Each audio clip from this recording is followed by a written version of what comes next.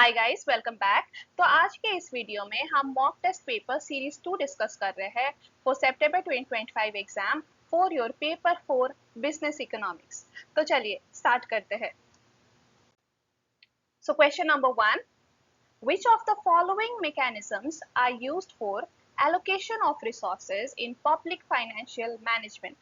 A, market mechanism, B, public sector units, C, both A and B, या फिर D, neither A nor B। देखिए, जब government allocation function अपना करती है तो वो दो तरीके से कर सकती है।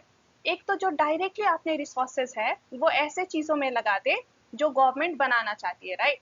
उसको हम कहते हैं पब्लिक सेक्टर यूनिट्स, यानी कि गवर्नमेंट खुद से ही जो चीज बनानी है उस पर रिसोर्स लगा रहा है थ्रू खुद के यूनिट्स, ठीक है, खुद के कंपनी के थ्रू ऐसे कर रही है। और दूसरा होता है गवर्नमेंट मार्केट मैकेनिज्म के थ्रू करती है, यानी कि जो चीज गवर्नमेंट चाहती है कि ज्यादा प्रोडक्शन एंड कंजम्पशन हो उनमें गवर्नमेंट क्या करती है, सब्सिडी दे देती है, ठीक है। एंड जो चीज गवर्नमेंट चाहती है कि कम प्रोडक्शन एंड कंजम्पशन हो उनमें टैक्स लगा देती है ताकि इनकी प्राइस बढ़े एंड लोग कम कंज्यूम करें।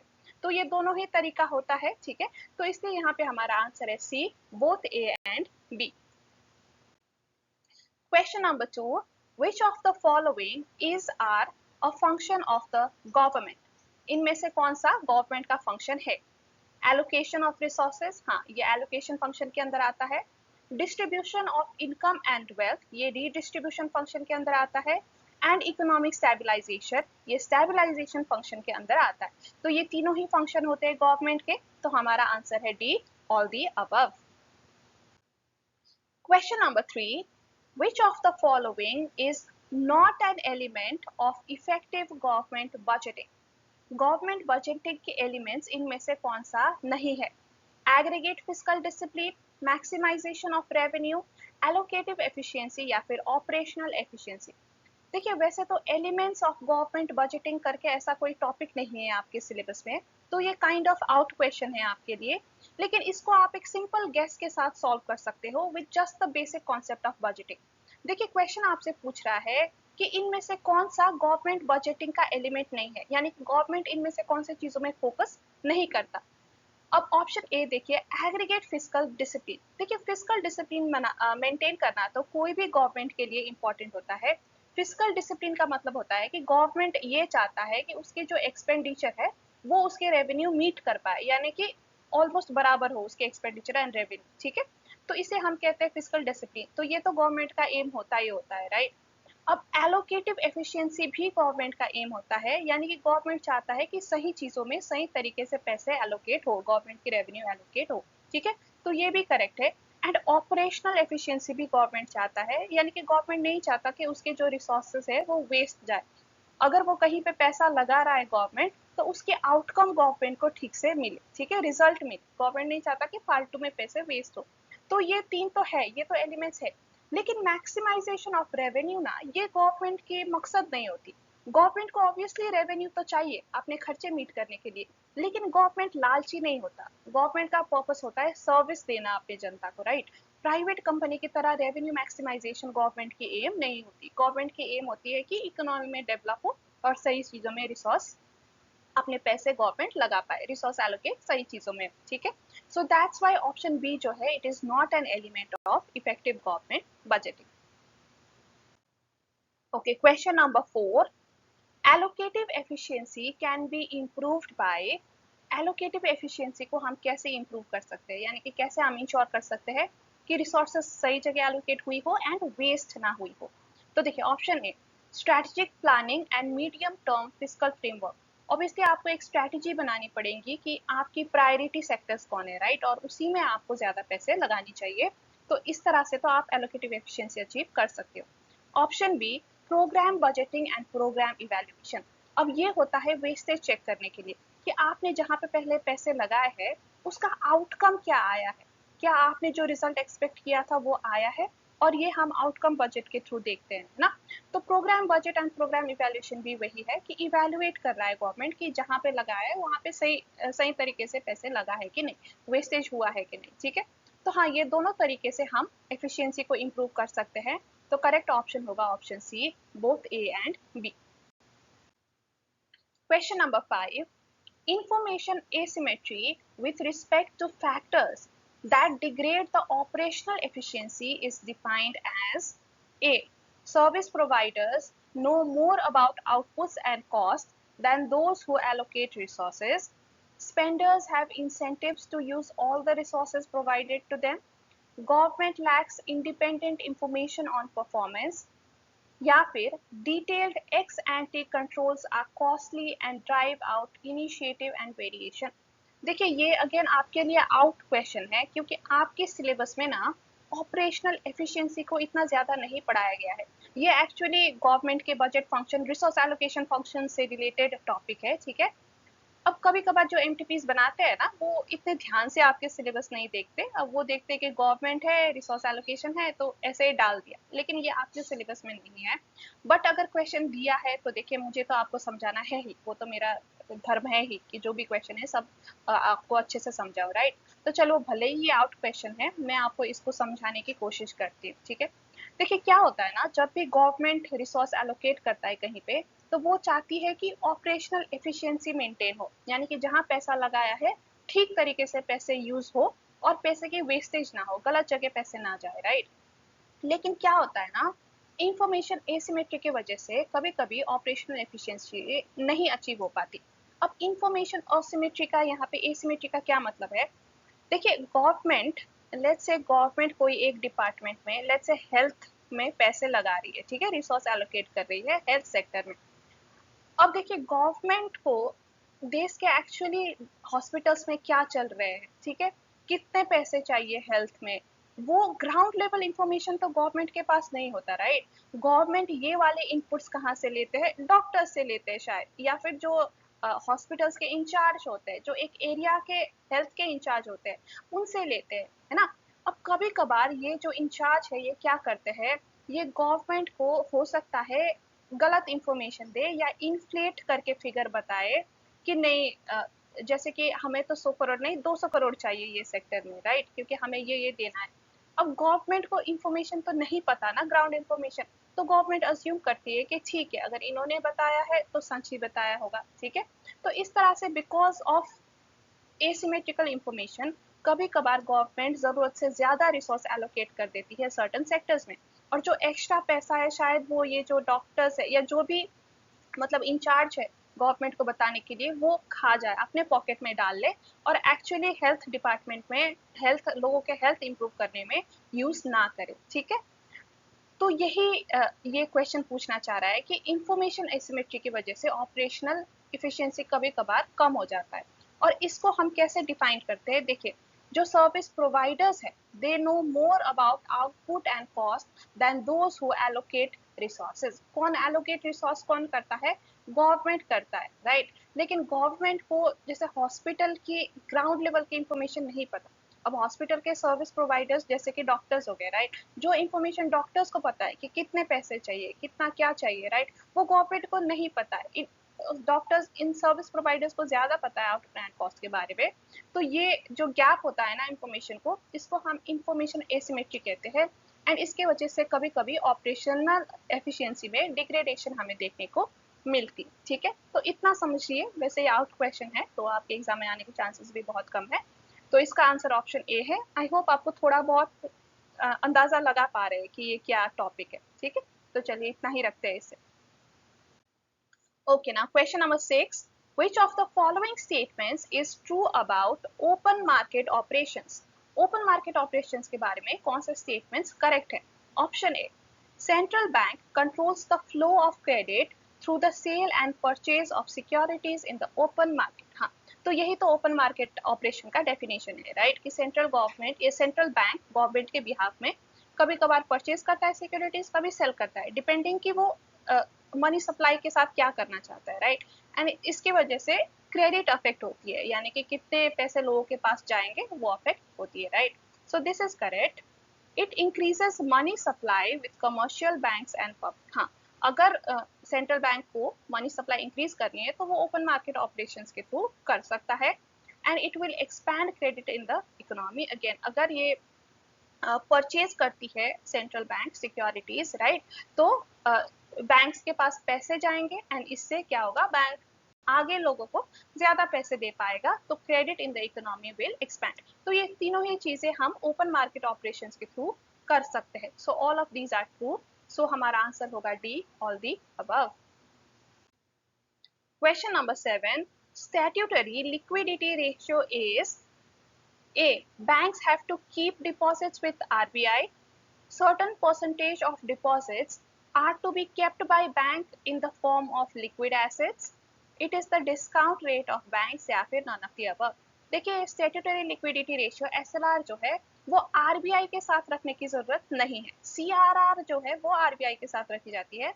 एसएलआर जो है बैंक अपने पास ही रखता है लेकिन कुछ लिक्विड फॉर्म में रखता है, right.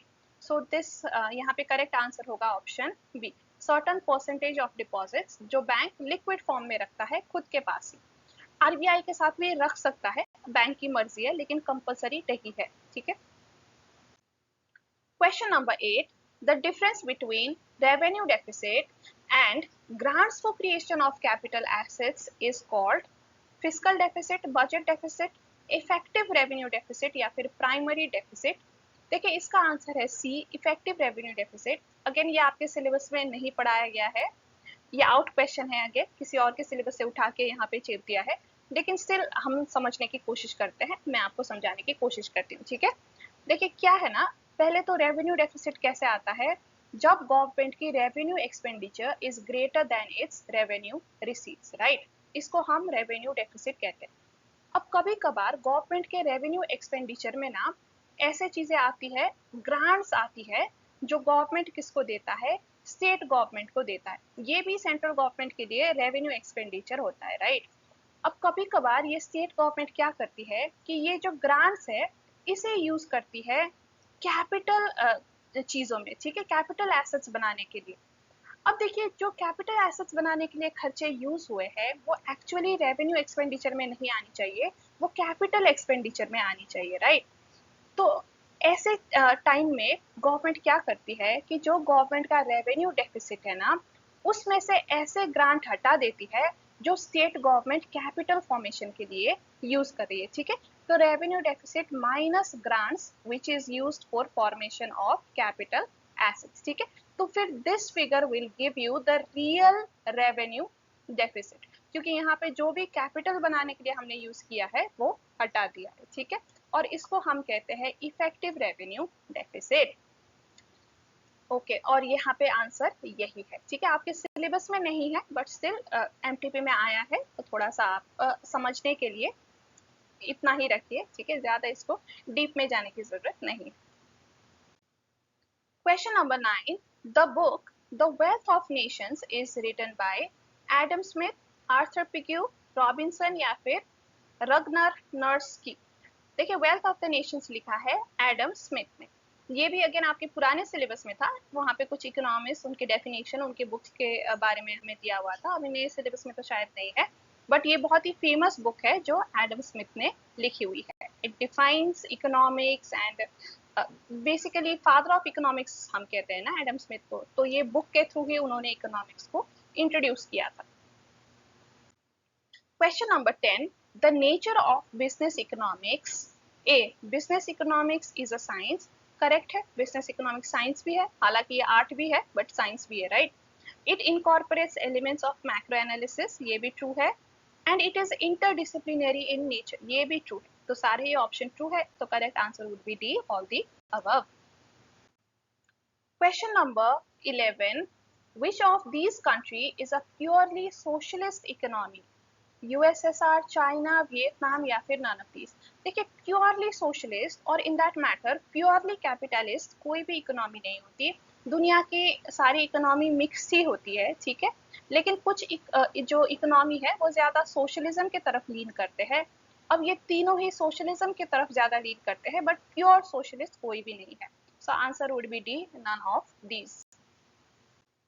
Question number 12, rational decision making requires that A, one's choice be arrived at logically without error। देखिए क्या रैशनल डिसीजन का ये मतलब है कि कंज्यूमर कभी गलती ही ना करे, नहीं। one's choice be consistent with one's goal, नहीं, ये भी रैशनल डिसीजन मेकिंग नहीं है। वंस चॉइस नेवर वेरी, कि हमारी चॉइस हमेशा सेम ही होनी चाहिए, ऐसा भी जरूरी नहीं है। The consumers plan to attain the highest possible level of satisfaction, हाँ ये रैशनल चॉइस होता है, रैशनल डिसीजन होता है जब कंज्यूमर या फिर, हाँ कंज्यूमर की बात हो रही है, जब कंज्यूमर ऐसे डिसीजन लेता है जिससे कि उसकी सेटिस्फैक्शन मैक्सिमाइज हो, तो उसे हम रैशनल डिसीजन कहते हैं, ठीक है। So correct option is option D. Question number 13. The substitution effect will be stronger when, substitution effect strong कब होता है? A. The goods are closer substitute, हाँ. There is lower cost of switching to the substitute goods, correct. There is lower inconvenience while switching to the substitute goods, correct. तो तीनों ही चीजें substitution effect को ज्यादा strong बनाती है, तो answer would be D, all of these. Question number 14. What are the internal causes of business cycle? देखिए इंटरनल कॉजेज वो कॉजेज को हम कहते हैं जो इकोनॉमी से रिलेटेड है, ठीक है। इकोनॉमिक फैक्टर्स की वजह से अगर बिजनेस साइकिल में चेंज आ रही है तो उसे इंटरनल कॉज कहते हैं। एक्सटर्नल कॉज होता है जो इकोनॉमी के आउटसाइड फैक्टर्स, जैसे कि टेक्निकल फैक्टर्स, टेक्नोलॉजिकल फैक्टर्स या नेचुरल डिजास्टर्स या वार, अगर ऐसे चीज़ों की वजह से बिजनेस साइकिल में चेंज आती है तो वो एक्सटर्नल हो जाता है। लेकिन अगर इकोनॉमिक कॉजेज की वजह से आती है तो हम उन्हें इंटरनल कॉजेज कहते हैं। अब ऑप्शन देखिए, फ्लक्चुएशन इन इफेक्टिव डिमांड, अब ये तो इकोनॉमिक कॉज ही है, राइट, तो ये इंटरनल कॉज हो जाता है। मैक्रो इकोनॉमिक पॉलिसीज, अगेन ये पॉलिसीज, मैक्रो इकोनॉमिक पॉलिसीज जो है ये इकोनॉमिक डिसीजन है गवर्नमेंट की, राइट, तो ये भी इंटरनल फैक्टर्स है। एंड मनी सप्लाई, ये भी इकोनॉमी से ही रिलेटेड है, तो this is also an internal cause. So all of these are internal causes of business cycle. So correct option is D. Question number 15. According to Hawtrey, trade cycle is a dash. Monetary phenomenon, unplanned phenomenon, fiscal phenomenon या फिर all of these. देखिए हॉट्रे का कहना था कि trade cycle is a monetary phenomenon, यानी कि जो मनी सप्लाई में चेंजेस आती है उसके वजह से बिजनेस साइकिल जो है वो फ्लक्चुएट होती है, ऐसा हॉट्रे कहते थे, ठीक है। So correct answer is option A. Question number 16. Which of the following describe a typical business cycle? A. Economic expansions are followed by contractions. देखिए बिजनेस साइकिल में क्या होता है, पहले एक्सपेंशन होता है, राइट, फिर एक्सपेंशन होते होते आप एक पीक में पहुंच जाते हो, है ना, और पीक के बाद फिर क्या शुरू होता है, आपका कॉन्ट्रैक्शन शुरू होता है, फिर अगेन आप लोएस्ट पॉइंट में पहुंच जाते हो और धीरे धीरे रिकवरी होकर वापस एक्सपेंशन में आ जाते हो, राइट। तो ये जो साइकिल है ना ये कंटिन्यूसली चलता रहता है और इसी को हम कहते हैं business cycle, right. So expansions are followed by contraction, ये एक टिपिकल बिजनेस साइकिल को डिफाइन करता है, ठीक है। अब बाकी ऑप्शन भी देख लेते हैं। Inflation is followed by rising income and unemployment. देखिए इन्फ्लेशन एक्सपेंशन का ही एक एलिमेंट है कि जब एक्सपेंशन होती है तो इन्फ्लेशन सिचुएशन हमारे पास आ सकती है, राइट। सिमिलरली इनकम राइज हो रहा है, अनएम्प्लॉयमेंट हो रहा है कि नहीं, ये सारे एक्सपेंशन एंड कॉन्ट्रैक्ट्स के अंदर के एलिमेंट है। हम इन चीजों से बिजनेस साइकिल नहीं डिफाइन करते, हम एक्सपेंशन एंड कॉन्ट्रैक्शन से डिफाइन करते हैं, राइट। तो ये गलत हो जाता है। Economic expansion are followed by economic growth and development. देखिए एक्सपेंशन के दौरान ग्रोथ एंड डेवलपमेंट होता है, इट इज नॉट कि एक्सपेंशन को फॉलो करता है।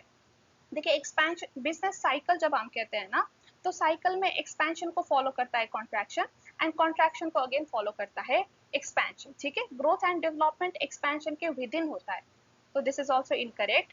And stagflation is followed by inflationary growth. अगर देखिए स्टैगफ्लेशन हो गया या इन्फ्लेशन हो गया, ये एलिमेंट्स है जो एक्सपेंशन या कॉन्ट्रैक्शन के भीतर होते हैं, दौरान होते हैं, ठीक है।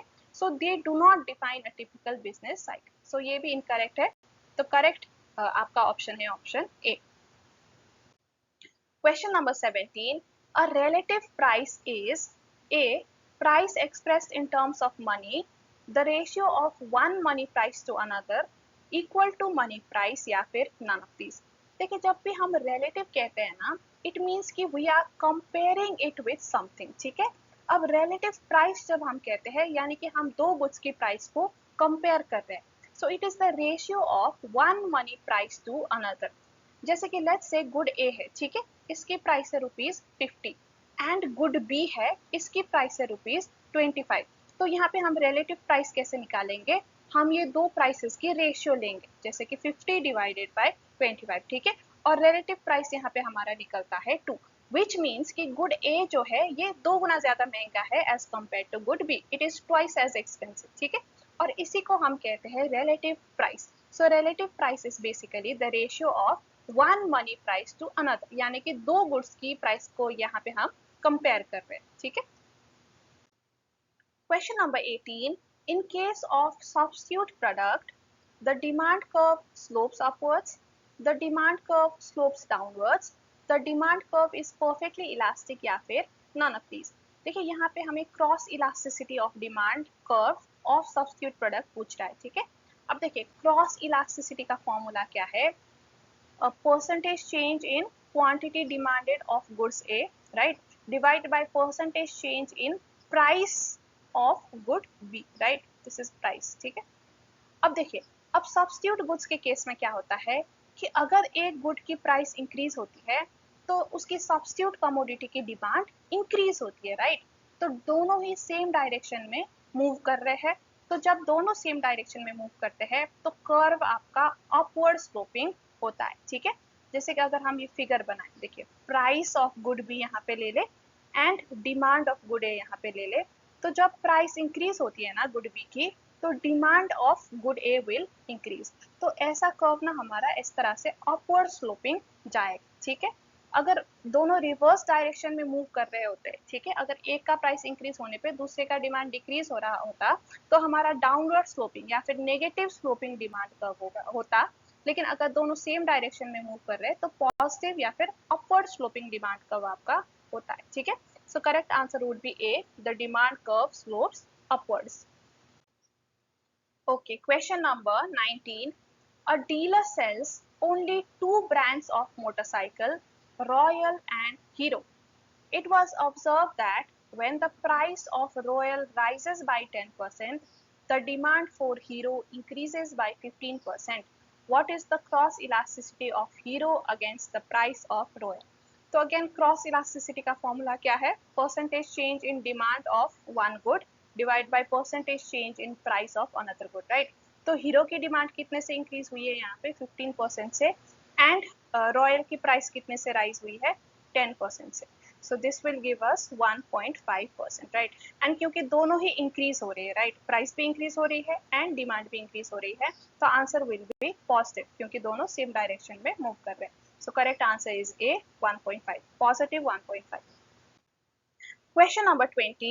When elasticity is equals to 0, elasticity of demand is A, perfectly elastic, unitary, inelastic या फिर perfectly inelastic demand. देखिए इलास्टिसिटी ना जीरो कब आती है, इलास्टिसिटी का फॉर्मूला क्या है, percentage change in quantity demanded divided by percentage change in price, right. अब इलास्टिसिटी को जीरो आने के लिए आपका ये न्यूमरेटर को जीरो होना पड़ेगा, right. So when your percentage change in quantity demanded is zero and we divide it by anything, this will give us answer zero, right. तो quantity demanded, change in quantity demanded zero कब होगा, means there is no change at all. जब आपका quantity demanded पहले से same है, that is when change will be zero, right. And quantity demanded आपका same होना, चेंज ना होना, ये कहाँ पे होता है, ये इन इलास्टिक डिमांड के केस में होता है, राइट। जब डिमांड परफेक्टली इन इलास्टिक है तो change in quantity demanded is zero, that means there is zero change, no change at all, demand is the same. So that's why हमारा answer यहाँ पे क्या है, perfectly inelastic demand. Question number 21. A rise in price will dash increase in consumer surplus, decrease in consumer surplus, no change in consumer surplus या फिर none of these. देखिए consumer surplus हम कैसे निकालते हैं, what you are willing to pay minus what is the actual price, right? अब जब ये प्राइस बढ़ेगी तो consumer surplus क्या होगा, decrease. So correct answer is option B, decrease in consumer surplus. Question number 22. Marginal product is the slope of marginal product curve, average product curve, total product curve या फिर implicit product curve. देखिए marginal product is the slope of total product curve. Slope मतलब change और marginal product हमें total product curve के change के बारे में बताता है, right? So correct option is C. Question number 23. Law of production does not include dash, least cost combination of factors, law of variable proportion, law of diminishing returns to a factor या फिर none of these. देखिए variable proportion and diminishing returns ये तो हम law of production में पढ़ते हैं, लेकिन जो लीस्ट कॉस्ट कॉम्बिनेशन है ना ये हम कॉस्ट की थ्योरी में पढ़ते हैं, not in production law of production, ठीक है। सो करेक्ट आंसर होगा ऑप्शन ए।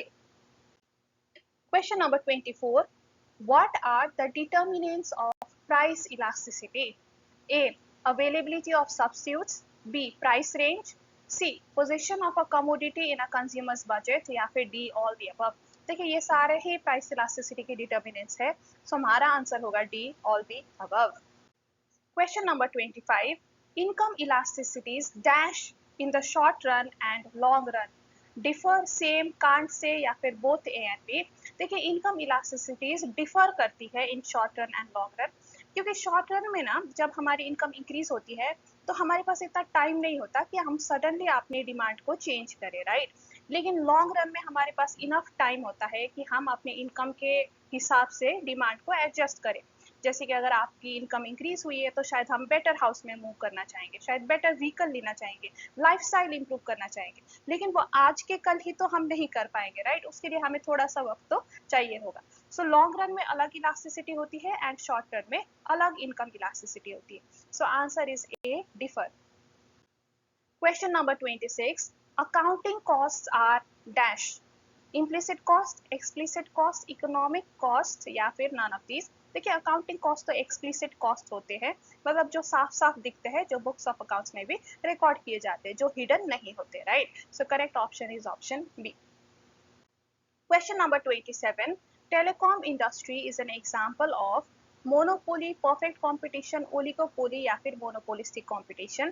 देखिए टेलीकॉम इंडस्ट्री ओलिगोपोली का एग्जांपल है, क्योंकि यहाँ पे जनरली फ्यू प्लेयर्स ही होते हैं। जैसे कि अगर हम इंडिया की बात करें तो जियो एंड एयरटेल यही दो मेजर प्लेयर्स है, right. So there are less than 10 players, usually सिर्फ अ फ्यू प्लेयर्स ही होते हैं और जो सिमिलर सर्विस हमें प्रोवाइड कर रहे होते हैं, right. So that's why they are oligopoly.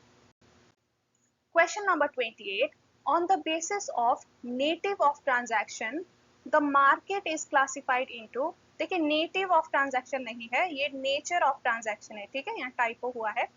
तो नेचर ऑफ ट्रांजैक्शन के बेसिस में मार्केट को हम कैसे क्लासिफाई कर सकते हैं, रेगुलेटेड एंड अनरेगुलेटेड मार्केट। देखिए ये तो रेगुलेशन के बेसिस पे है, नॉट नेटिव, ठीक है। होलसेल एंड रिटेल मार्केट ये अगेन सेल्स वॉल्यूम के बेसिस में क्लासिफिकेशन है, not a nature. Spot and future market, हाँ ये नेचर के बेसिस में है। स्पॉट मतलब जो इंस्टेंट ट्रांजैक्शन होती है एंड फ्यूचर मतलब जो फ्यूचर में हम ट्रांजैक्शन को कंप्लीट करेंगे, ठीक है। So on the basis of nature correct answer is option C. Question number 29, total revenue is maximized when total revenue is dash, 1 0 high, या फिर नन ऑफ दीज। देखिए यहाँ पे क्वेश्चन में अगेन मिस्टेक हुआ है, total revenue is maximized when elasticity is dash होनी चाहिए, ठीक है, व्हेन इलास्टिसिटी इज डैश। तो देखिए हमें पता है कि अगर हम इलास्टिसिटी एंड मार्जिनल रेवेन्यू का फॉर्मूला ले तो marginal revenue is equals to A R E minus 1/e, ऐसा फॉर्मूला हमारे पास है, राइट। अब जब आपका इलास्टिसिटी की वैल्यू होती है 1, तो इस टाइम पे क्या होता है, देखिए marginal revenue is equals to average revenue 1 minus 1 divided by 1।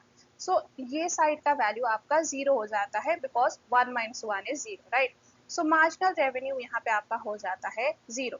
अब जब मार्जिनल रेवेन्यू 0 होता है तो उस टाइम पे टोटल रेवेन्यू आपका क्या होता है, मैक्सिमाइज्ड हो जाता है, ठीक है। तो when elasticity is 1, MR is 0 and total revenue is maximized, ठीक है। तो इसलिए यहाँ पे करेक्ट आंसर होगा ए। ये क्वेश्चन को करेक्ट कर लीजिए, ठीक है, ये टोटल रेवेन्यू में इलास्टिसिटी पूछा होगा। Question number 30, third degree price discrimination can be explained through the example of dumping, charging different prices for domestic and commercial use, lower price in rationing for senior citizen, या फिर all of the above। देखिए third degree price discrimination में हम क्या करते हैं, हम market को डिफरेंट सेगमेंट्स में डिवाइड कर देते हैं एंड ईच सेगमेंट में अलग चार्ज करते हैं, राइट। अब डंपिंग करते वक्त हम क्या कर रहे हैं ना, हम मार्केट को सेगमेंट कर रहे हैं इनटू नेशनल एंड इंटरनेशनल, क्योंकि हम अपने देश में अलग प्राइस में बेच रहे हैं और दूसरे कंट्रीज में अलग, right? So this is a third degree price discrimination. Similarly जब आप डिफरेंट प्राइस चार्ज करते हो for domestic and commerce use, तो अगेन आप मार्केट को डोमेस्टिक एंड कॉमर्स करके सेगमेंट करते हो, ठीक है?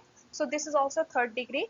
And lower price in rationing for senior citizen, again आप एज के हिसाब से कस्टमर को सेगमेंट कर रहे हो, राइट? सो अगेन ये भी थर्ड डिग्री प्राइस डिस्क्रिमिनेशन का एग्जाम्पल है। तो all of these are example. So correct answer would be D, all of these. Question number 31. Related goods are of dash types 2, 3, 4 या 5. देखिए related goods में दो goods आते हैं, complements and substitutes. So they are of two types. Question number 32. The elasticity of supply at any point on a given supply curve passing through the origin point making an angle of 35 degree with x-axis is dash. Greater than 1, less than 1, equal to 1 या फिर any of the above. देखिए अगर आपका supply curve origin के through pass कर रहा है तो इलास्टिसिटी हमेशा 1 ही होगा, चाहे वो कितना ही डिग्री बनाए एक्स एक्सिस के साथ, elasticity will always be equal to 1। देखिए हम एक फिगर बना के इसको देख लेते हैं। ये आपका प्राइस हो गया वाई एक्सिस में एंड यहाँ पे क्वांटिटी सप्लाई, ठीक है? अब सप्लाई कर्व आपका पास कर रहा है थ्रू द ओरिजिन, ठीक है? ये ओरिजिन के थ्रू पास कर रहा है। अब देखिए ऐसे सप्लाई कर्व में क्या होता है ना, अब कोई भी एक पॉइंट ले लीजिए, लेट्स टेक दिस पॉइंट, ठीक है? हम एक्स एक्सिस को भी टच कर लेते हैं एंड वाई को भी। अब जितना यहाँ आपको एक्स एक्सिस में चेंज नजर आ रहा है ना, उतना ही यहाँ पे वाई एक्सिस में भी प्रोपोर्शनेट चेंज नजर आएगा। अगेन हम दूसरा पॉइंट ले लेते हैं, लेट्स टेक दिस पॉइंट, ठीक है? एंड यहाँ पे भी बना लेते हैं। देखिए अब जितना यहाँ पे क्वांटिटी डिमांड में चेंज आया है, अगेन प्राइस में भी उतना ही चेंज आया है। तो जब कोई भी supply curve if it passes through the origin, तो एक्स एक्सिस में जितनी प्रोपोर्शन में चेंज आती है, वाई एक्सिस में भी उतनी ही प्रोपोर्शन में चेंज आती है। So that's why elasticity will always be equal to 1. Question number 33. Traditional approach of law of demand was propounded by dash. Giffen, Paul A. Samuelson, Alfred Marshall या फिर P. देखिए traditional approach Alfred Marshall ने दिया था। उन्होंने inverse relationship between price and demand और law of demand को explain किया था एंड इन्होंने कार्डिनल कॉन्सेप्ट से आपके कंज्यूमर बिहेवियर वगैरह को भी डिफाइन किया है, which is N traditional approach, ठीक है? मॉडर्न अप्रोच होता है आपका ऑर्डिनल कॉन्सेप्ट, लेकिन traditional approach is the approach given by Alfred Marshall. Question number 34. Which initiative aims to improve agricultural market infrastructure? A. PM किसान. देखिए पीएम किसान होता है किसान के इनकम सपोर्ट प्रोवाइड करने के लिए किसान को, नॉट रिलेटेड टू इंफ्रास्ट्रक्चर, ठीक है? बी. ईना. ईना एक ऑनलाइन प्लेटफॉर्म है, एग्रीकल्चरल मार्केट जैसा है, जहाँ पे दुनिया ने इंडिया के जो सारे कमोडिटीज है, एग्रीकल्चर कमोडिटीज, उनके लिए एक सिंगल यूनिफाइड प्लेटफॉर्म हम बना रहे। तो ये बेसिकली इंफ्रास्ट्रक्चर ही है, ऑनलाइन इंफ्रास्ट्रक्चर है to unify agricultural market throughout the country, ठीक है? So this is an initiative जो एग्रीकल्चर मार्केट इंफ्रास्ट्रक्चर को इम्प्रूव कर रही है, ठीक है? तो हमारा आंसर होगा ऑप्शन बी। लेकिन बाकी भी देख लेते हैं। देखिए एनडीएपी क्या है? ये national data and analytics platform है। ये गवर्नमेंट डेटा को ओपन करने के लिए, एक्सेसिबल बनाने के लिए है। यहाँ पे सारे टाइप के डेटा है, नॉट जस्ट एग्रीकल्चर। एंड शून्य कैंपेन, ये बेसिकली जीरो पोल्यूशन व्हीकल्स को प्रमोट करने के लिए कैंपेन है, ठीक है? तो यहाँ पे हमारा most suitable and correct answer is option B. Question number 35. Which year marked the beginning of Green Revolution? India में ग्रीन रेवोल्यूशन कब शुरू हुआ था? 1947, 56, 1965 या फिर 1991? 1965 में शुरू हुआ था. Question number 36. What was the average GDP growth rate between 1950 to 1980? जिसको हम हिंदू ग्रोथ रेट भी कहते हैं.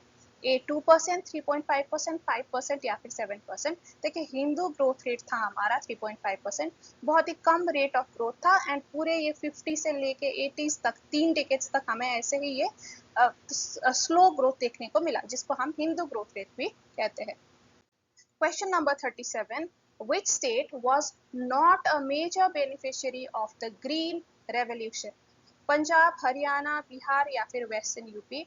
देखिए ग्रीन रेवोल्यूशन के मेजर बेनिफिशियरी वो स्टेट्स थे जहाँ पे इरिगेशन की फैसिलिटी अच्छी सी थी, इंफ्रास्ट्रक्चर, एग्रीकल्चर इंफ्रास्ट्रक्चर ठीक था. तो देखिए Punjab, Haryana and western UP तो इसकी बेनिफिट ले पाए, लेकिन बिहार में क्योंकि इरिगेशन फैसिलिटी इतनी एडवांस नहीं थी, इनकी इंफ्रास्ट्रक्चर इतनी अच्छी नहीं थी, तो ये एक मेजर बेनिफिशियरी नहीं बन पाए। तो हमारा आंसर होगा option C. Question number 38. Which sector contributed the most to India's GDP in 2022? Agriculture, industry, services या फिर mining? The answer is services. देखिए कुछ सालों से सर्विस ही है जो इंडिया के जीडीपी में मेजर कंट्रीब्यूट कर रहा है, मोर देन 50% कंट्रीब्यूट कर रहा है। So answer is service.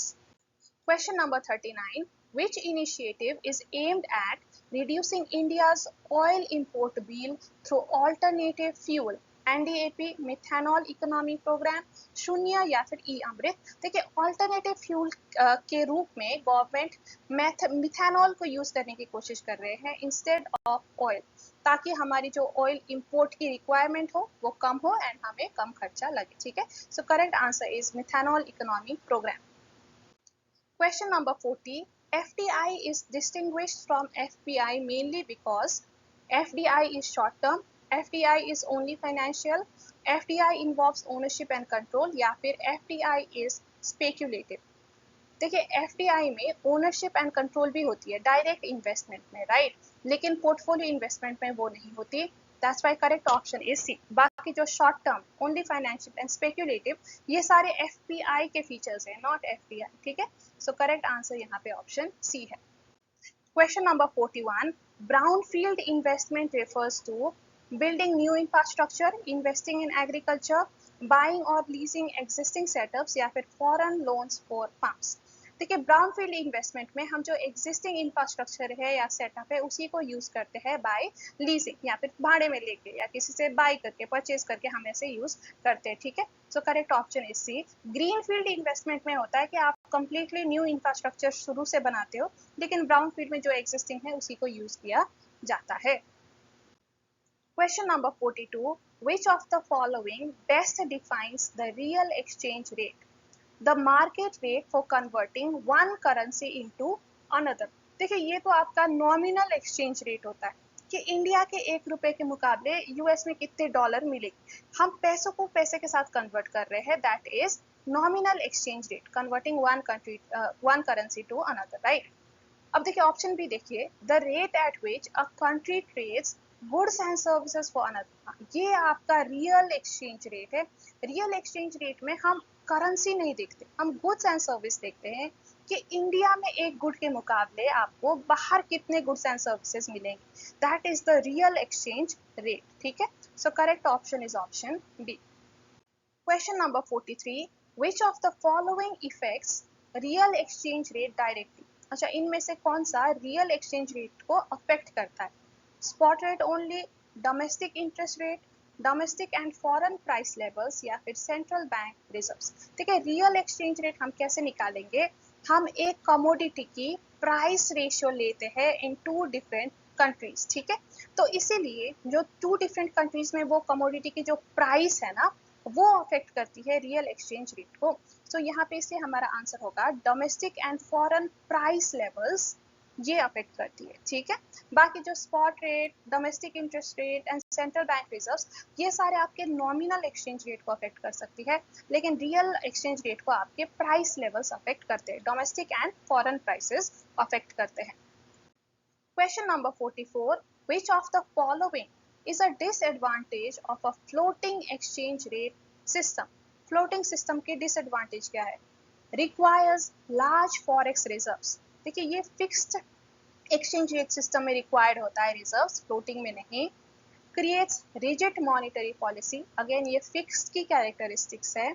Currency fluctuations create trade uncertainty, हाँ ये फ्लोटिंग की डिसएडवांटेज है, क्योंकि फ्रीली एक्सचेंज रेट को फ्लोट होने दिया जाता है, ऊपर नीचे होने दिया जाता है, राइट। तो इसमें ट्रेड में अनसर्टेनिटी तो आती है, क्योंकि हमें नहीं पता होगा कि कब एक्सचेंज रेट ऊपर जाए कब नीचे जाए। So this is an disadvantage. Fixed import export prices, ये अगेन फिक्स्ड करेंसी की फीचर है, नॉट फ्लोटिंग की। ठीक है, so correct answer is option C. Question number 45. Absolute advantage theory assumes equal opportunity cost, fixed exchange rates, mobility of labor across countries या फिर labor as the only input। देखिए absolute advantage theory में ना जो हम efficiency निकालते हैं दो कंट्रीज की, हम किसके बेसिस में निकालते हैं? सिर्फ और सिर्फ लेबर आवर्स के बेसिस में निकालते हैं, ठीक है, कि किस में कौन से कंट्री में ज़्यादा लेबर आवर्स लग रहा है, कौन से में कम, और उसी के बेसिस में हम एफिशिएंसी डिसाइड करते हैं, ठीक है। सो यहाँ पे labour is considered as the only input. In fact जो आपकी कॉम्पेरेटिव एडवांटेज थ्योरी है ना, इसमें भी हम सिर्फ लेबर को ही इनपुट मानते हैं, ये भी लेबर थ्योरी ऑफ वैल्यू में ही बेस्ड है, ठीक है। तो एब्सोल्यूट एंड कंपैरेटिव दोनों में ही हम लेबर को एज अ ओनली इनपुट मानते हैं।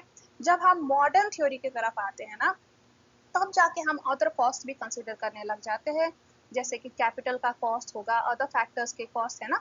तो मॉडर्न थ्योरी जो है ये मनी थ्योरी है, इसमें हम अदर चीज़ों के भी बेसिस में अपॉर्चुनिटी कॉस्ट निकालते हैं, लेकिन कंपेरेटिव में जब हम अपॉर्चुनिटी कॉस्ट निकालते हैं तो भी लेबर के बेसिस में निकालते हैं, एंड एब्सोल्यूट एडवांटेज में जब हम एफिशिएंसी निकालते हैं तो वो भी सिर्फ लेबर के बेसिस में निकालते हैं। तो इन दोनों में ही labour is considered as the only input. Question number 46. Which of the following is a non-tariff barrier? Ad valorem duty. देखिए ड्यूटी मतलब तो टैरिफ ही होता है, so obviously this is a tariff barrier. Similarly, countervailing duty again tariff barrier. Export tax. Tax is also tariff, right? So again this is a tariff barrier. तो non tariff barrier सिर्फ कौन सा हुआ? कोटा, क्योंकि कोटा में हम नंबर पे restriction लगाते हैं, राइट, हम डायरेक्टली टैक्स या टैरिफ नहीं लगाते। सो this is a non tariff barrier. Question number 47.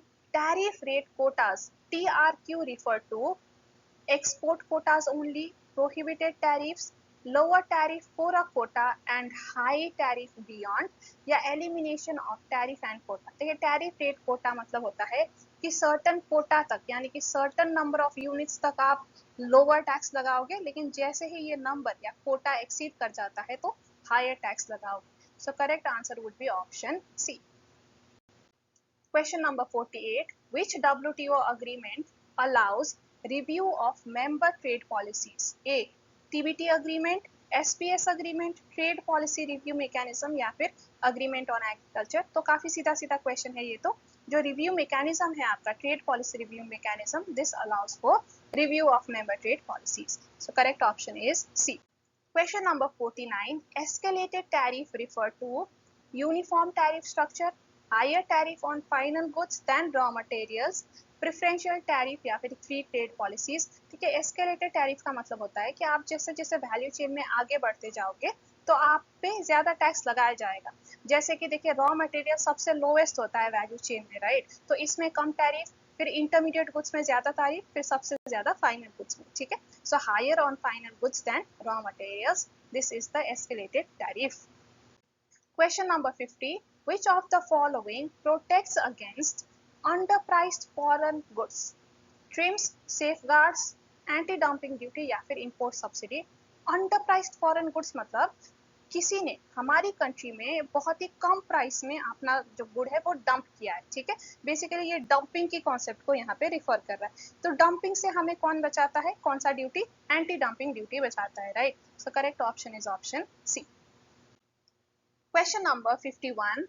New trade theory emphasizes no gains from trade, constant returns to scale, economies of scale and product variety या फिर no role for government। देखिए Paul Krugman की new trade theory क्या चीज में emphasise करती है? देखिए ये थ्योरी कहती है कि इंटरनेशनल ट्रेड करने का मतलब गुड्स अपने देश से बाहर भी अपने मार्केट एक्सपैंड करने का फायदा क्या है, मतलब क्यों फायदा होता है? Because it gives you economies of scale, and दूसरा उन्होंने बात करी थी नेटवर्क इफेक्ट्स की, राइट। सो ये दो उन्होंने कारण दिया था। सो करेक्ट आंसर होगा हमारा यहाँ पे option C, economies of scale and product variety. Question number 52. The money multiplier is, देखिए करेक्ट फॉर्मूला कौन सा है मनी मल्टीप्लायर का? ए है कि बी है कि सी है कि नन ऑफ द अबव? देखिए करेक्ट फॉर्मूला है ऑप्शन ए। जब आपको excess reserves and currency deposit ratio भी दिया गया हो, so we use this formula to calculate money multiplier. Question number 53. Money supply M is equal to M1 plus M2, CRR into SLR, money multiplier into base money या फिर GDP divided by inflation। देखिए money supply, overall money supply economy की कैसे निकलती है? पहले हम base money लेते हैं, मनी क्रिएटेड बाय आरबीआई, और उसको मल्टीप्लायर से अगर हम मल्टीप्लाई करें तो हमें टोटल जो हमारा money supply in the economy है ये मिल जाएगा, right. So correct option is option C. Question number 54, MSF is always, MSF का मतलब होता है मार्जिनल स्टैंडिंग फैसिलिटी, यानी कि इमरजेंसी में अगर बैंक्स को लोन चाहिए, ठीक है, अगर आरबीआई से पैसे चाहिए तो वो ये फैसिलिटी यूज कर सकते हैं, यहाँ पे उन्हें ओवरनाइट पैसा मिल जाता है। अब क्योंकि ये ओवरनाइट जरूरी इमरजेंसी सिचुएशन में आरबीआई पैसे दे रहा है, सो ऑब्वियसली ये जो रेट है वो भी ज्यादा चार्ज करेगा than the normal repo rate, ठीक है। So is it 0.5 above repo, 2% above bank rate, 1% above repo rate, या 1% बिलो रिवर्स रेपो? देखिए the answer is 1% above repo rate. जो नॉर्मल रेपो रेट है उससे 1% ज्यादा इंटरेस्ट आरबीआई एमएसएफ में लेगा। Question number 55. Which is a consequence of high money multiplier? A. High inflation risk, tight liquidity, increase in SLR या फिर decline in GDP?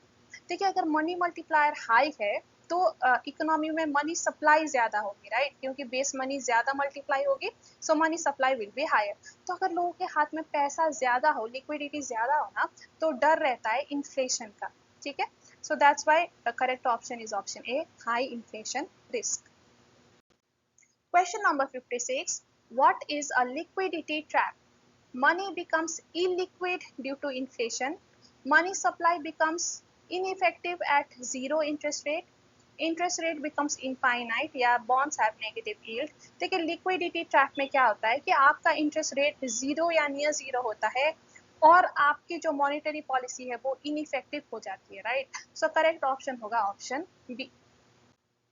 Question number 57, which theory introduced the idea of interest rate influencing money demand? Fisher's theory, Cambridge approach, Keynesian theory या फिर inventory theory? देखिए Fisher's theory तो ये तो quantity theory है, right, तो इसमें तो इंटरेस्ट रेट का रोल नहीं है। कैम्ब्रिज अप्रोच में भी ना जो मनी की डिमांड है कहा गया है कि ज्यादातर it is only for transaction purpose, transaction purpose को ही यहाँ पे फोकस किया गया है। एंड कहा गया है कि money demand is a function of level of income, right, जो नेशनल इनकम है वाई, इसी को ही it is based on the money demand is based on income, यही बोला गया है, राइट। लेकिन जब कीन्स ने अपनी थ्योरी निकाली ना तो इन्होंने तीन मोटिव दिया है मनी डिमांड का, right, transaction motive, precautionary motive and speculative motive also, है ना। और स्पेक्यूलेटिव मोटिव के अंदर मेन रोल है किसका? इंटरेस्ट रेट का, right. On the basis of interest rate people speculate. So idea of interest rates influencing money demand, it is given by Keynes. So correct answer is option C. Question number 58. Which economist applied the capital asset demand theory to money? Keynes, Tobin, Baumol या फिर Milton Friedman? देखिए capital asset theory Milton Friedman की theory थी। Milton Friedman basically कहते थे कि जब हम कैपिटल एसेट खरीदते हैं तो हम क्या क्या चीज़ों में ध्यान देते हैं, अब मनी की डिमांड करते वक्त भी हम वही चीज़ों में ध्यान देते हैं, ऐसा उनका कहना था, ठीक है। Question number 59. The function of money that allows individuals to save purchasing power for the future is called medium of exchange, unit of account, store of value या फिर standard deferred payment? देखिए answer is C, store of value. देखिए money अपनी value retain कर सकती है, right. जैसे कि आज मेरे पास 10 रुपए है तो डजंट मीन कि मुझे आज ही सारा 10 रुपए खर्च करना है, राइट। मैं इसे सेव करके रख सकती हूँ एंड बाद में फ्यूचर में मैं 10 रुपए वर्थ का सामान तब खरीद सकती हूँ, right. So that is called store of value. Question number 60. Which statement about the finance bill is correct? It authorizes public borrowing. It includes details of tax proposals. It gives expenditure estimates या फिर it is introduced in the Rajya Sabha. देखिए finance bill जो है ना ये budget के साथ ही पेश किया जाता है and it includes details of tax proposals, ठीक है, टैक्स में चेंजेस, नए टैक्स, पुराना टैक्स कौन सा रिटेन करना है, तो वो डिटेल फाइनेंस बिल में लिखी जाती है। देखिए पब्लिक बोरोइंग को ऑथराइज करता है बजट या फिर अप्रोप्रिएशन बिल। पहले अप्रोप्रिएशन बिल होता है, यही बाद में जब अप्रूव होता है तो बजट बनता है ना। तो ये चीजें बजट या फिर अप्रोप्रिएशन बिल पब्लिक बोरोइंग को ऑथराइज करती है। सिमिलरली एक्सपेंडिचर एस्टिमेट्स भी अप्रोप्रिएशन बिल या फिर बजट में होता है। एंड देखिए दोनों ही finance bill and appropriation bill या बजट राज्यसभा में इंट्रोड्यूस नहीं होता, दोनों ही लोकसभा में इंट्रोड्यूस होते हैं, तो ये भी इनकरेक्ट हो जाता है। So correct option is option B. Question number 61. Guillotine in budgetary procedure refers to cancelling debt, reducing tax rates, voting on all pending demands at once या फिर cutting grants to states। देखिए guillotine ना बिल्कुल end moment में लगाई जाती है जहाँ पे बहुत सारे आपके पेंडिंग डिमांड्स है, right, and demand for grants, और आपको सबको अप्रूव करना है। So you apply guillotine and you vote on all pending demands at once, ताकि सारे एक ही बार में आपके वोट करके अप्रूव हो जाए, ठीक है। Question number 62, which department manages internal public debt in India? NITI Aayog, finance commission, RBI या फिर economic survey cell. Internal public debt RBI manage करती है, external public debt finance commission manage करती है, ठीक है। सो यहाँ पे आंसर है C. Question number 63, which of the following reduces income inequality? Flat tax system, public expenditure on luxury goods, progressive taxation and targeted subsidies या फिर टैक्स हॉलीडेज फॉर एमएनसी। देखिए इनकम इनइक्वालिटी के लिए सबसे बेस्ट ऑप्शन है progressive taxation, यानी कि अमीर लोगों पे ज्यादा टैक्स लगाओ एंड गरीब पे कम, एंड टारगेटेड सब्सिडीज, यानी कि जिनको सब्सिडी की जरूरत है, राइट, जो पिछड़े हुए वर्ग है उनको ज्यादा सब्सिडीज दो। So this will remove inequality. So correct option is option C. Question number 64. Outcome budgeting primarily links fiscal deficit with borrowing, policy and implementation, budget allocation with performance outcomes या फिर revenue and capital expenditure। Correct answer is option C. देखिए outcome budget में हम क्या करते हैं कि हमने जहाँ पे बजट एलोकेट किया है, जहाँ पे गवर्नमेंट ने बजट दिया है, पैसे दिए हैं कि यहाँ पे इतना पैसा लगाना है, तो उसकी परफॉर्मेंस हम देखते हैं कि पैसे लगाने के बाद आउटकम क्या आया है उस सेक्टर का, उस एरिया का, ठीक है, उस डिपार्टमेंट का। तो ये हम देखते हैं परफॉर्मेंस या फिर आउटकम बजटिंग, ठीक है। So correct option is C. Question number 65, Keynes advocated increased government spending to tackle hyperinflation, balance of payment deficit, recession and unemployment या फिर asset bubbles। देखिए कीन ने कब कहा था कि गवर्नमेंट को स्पेंडिंग करनी चाहिए? गवर्नमेंट को स्पेंड करनी चाहिए ड्यूरिंग रिसेशन एंड अनएम्प्लॉयमेंट, क्योंकि अगर गवर्नमेंट रिसेशन के टाइम पे स्पेंड करेगी तो इकोनॉमी में हलचल होगा, इकोनॉमिक एक्टिविटी बढ़ेगी, बिकॉज इकोनॉमी में पैसा आ गया है, right, and it will help overcome expansion and unemployment.